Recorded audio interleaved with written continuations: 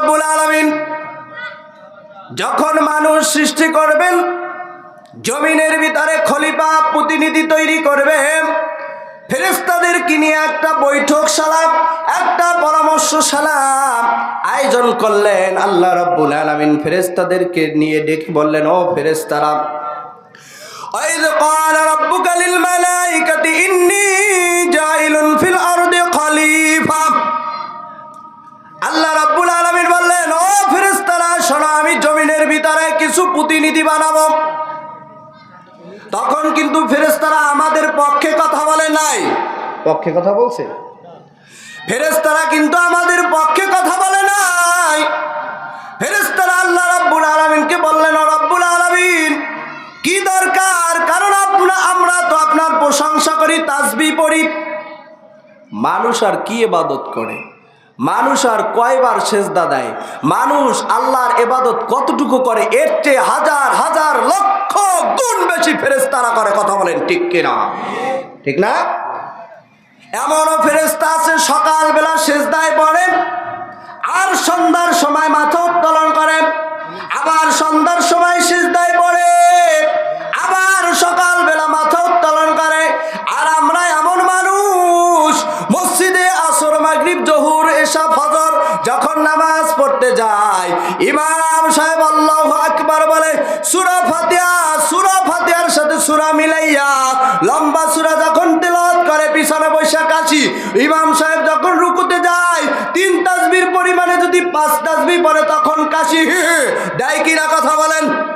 কারণ ও আর সহ্য করে রুকু দিতে পারে না। ইমাম সাহেব যখন সিজদায় যায়, 3 তাসবির পরিবর্তে যদি 5 তাসবিহ পড়ে, এমন কাশি দেয় ইমাম সাহেব ভয়তে উঠে যায়। কথা বলেন ঠিক কিনা? এমন আছে না?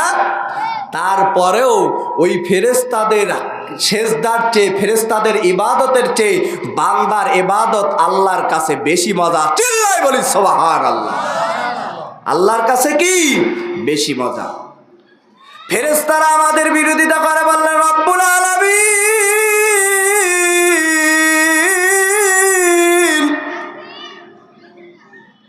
তুমি জমিনের ভিতরে যেই মানুষ তৈরি করবা, জমিনের ভিতরে যেই খলিফা পয়দা করবা, ওরা তো হানাহানি করবে, রক্তপাত ঘটাবে, মারামারি করবে। করে কিনা? এই দেশে মনে হয় নাই, হ্যাঁ? রক্তপাত করে না? সম্পত্তির জন্য আপন ভাইকে মারতে দ্বিধাবোধ করে না। সম্পত্তির লোভে আপন বোনকে দূরীভূত করতে দ্বিধাবোধ করে না। এমন নেমখারাম আল্লাহর বান্দা আছে কিনা? আছে না? আছে কিনা? বাবার সম্পত্তি গ্রাস করার জন্য বোন ভাগনা ভাগ্নিদের পরিচয় দেয় না। এত বড় জালেম, এত বড় নেমখারাম এই পৃথিবীর মধ্যে আল্লাহর বান্দা আছে কিনা? ফেরেশতারা জেনেই বলছে, আল্লাহ তুমি জমিনের ভিতরে যেই মানুষ তৈরি করবা, প্রতিনিধি বানাবা, এইগুলা বদমাইশি বানা করবে, রক্তপাত ঘটাবে, মারামারি করবে, এইটা দরকার নাই। বরং আমরাই তো তোমার তাসবিহ পড়ি, আমরাই তো তোমার প্রশংসা করি, আমরাই তো তোমার গুণ কীর্তন করি। আল্লাহ বললেন, ও ফেরেশতারা শোনো, তোমরা যা জানো এর চেয়ে আমি আল্লাহ বেশি জানি। কথা বলেন ঠিক কিনা? ফেরেশতাদের কথাকে উপেক্ষা করে দিয়ে আমার রব জমিনের ভিতরে আদম আলাইহিস সালামকে তৈরি করলেন। আদম আলাইহিস সালামকে বানাইয়া তার পাঁজরের হাড্ডি দিয়া হযরত হাওয়া আলাইহিস সালামকে বানাইলেন।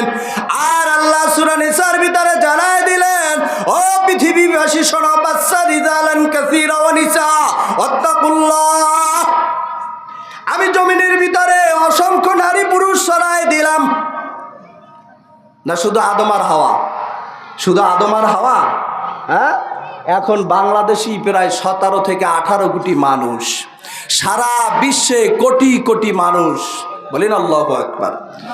আমি যেই কথা বলতেছিলাম, আল্লাহ রাব্বুল আলামিন আমরা অপরাধ করি, গুনাহ করি, অন্যায় করি, তারপরও আল্লাহ আশা নিয়ে বসে আছে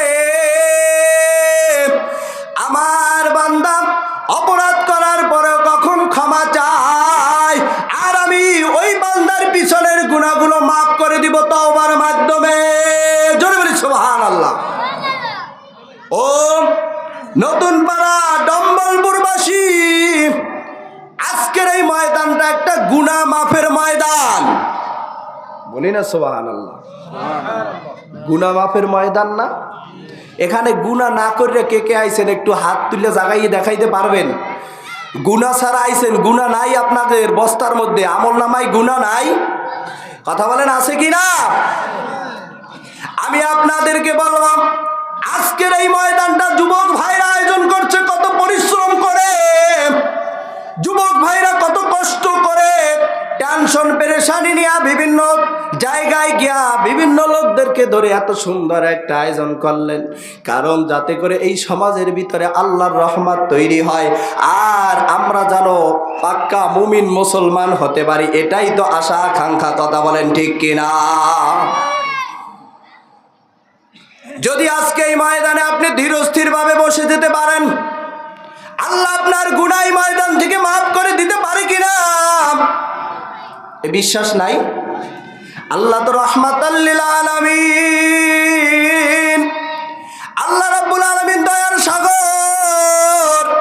আল্লাহর কাছে যদি কোনো বান্দা গুনার জন্য ক্ষমা চায়, আল্লাহ রাব্বুল আলামিন ওই বান্দাকে ফিরায় না।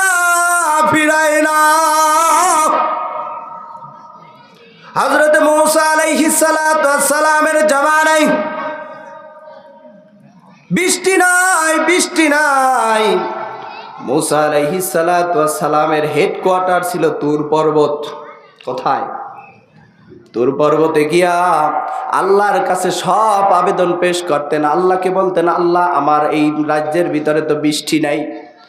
মূসা আলাইহিস সালাতু ওয়াস সালামের জামানার লোকদেরকে নিয়ে, তার উম্মতদেরকে নিয়ে, তার সাথী অনুসারীদেরকে নিয়ে বৈঠক ডাকলাম, আল্লাহর কাছে চাইতেছে, বৃষ্টির জন্য প্রার্থনা করলাম, আল্লাহ রাব্বুল আলামিন বৃষ্টি দেয় না।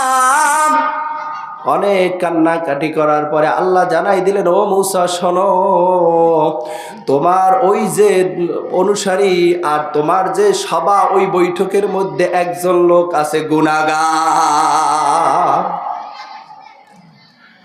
ওই বৈঠক থেকে যদি ওই গুনাহগার উঠে না যায়, মূসা শুনে রাখো, আমি বৃষ্টি দেব না। মূসা আলাইহিস সালাতু ওয়াস সালাম কেলেবার নবী এবং অনেক রাগী নবী ছিলেন। যেই মূসা আলাইহিস সালাতু ওয়াস সালামের রাগ উঠলে মাথার চুলগুলা খাড়ায় যেত, মাথার ভিতরে কোনো কিছু পড়া থাকলে ওটা ফুটা হয়ে ভেদ করে উপরে উঠতো। বলি না সুবহানাল্লাহ। মূসা আলাইহিস সালাতু ওয়াস সালাম এর হাতে একটা লাঠি থাকতেন, ওই লাঠিটা নিয়ে দাঁড়াইয়া বড় জোরে এক হুঙ্কার দিয়ে বলতেছেন, কে আছো এই সবার মধ্যে গুনাহগার, যেই গুনাহগারের জন্য আল্লাহ আমাকে এই রাজ্যের ভিতরে বৃষ্টি দেয় না, এই মুহূর্তে তুমি উঠে যাও, না হয় আমি যদি তাকে খুঁজে পাই তাহলে আমি শেষ করে দিব। যেই গুনাহগার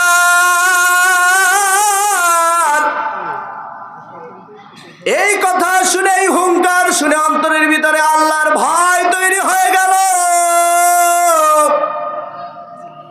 আল্লাহ রাব্বুল আলামিনের কাছে আবেদন করলেন, মালিক তুমি তো আমার রব। রব কেমন? প্রতিপালক মানে যিনি লালন পালন করেন, ওই রব বান্দার প্রতিপালন করা মানে তার সব ব্যবস্থা রবের পক্ষ থেকে হয়। যিনি প্রতিপালন করেন তিনি কিছু দেয় আবার কিছু দেয় না, এমনটা না। বলি না সুবহানাল্লাহ। এমনটা আমাদের প্রতিপালন করেন আল্লাহ, আল্লাহ আমাদের সব ব্যবস্থা করেন।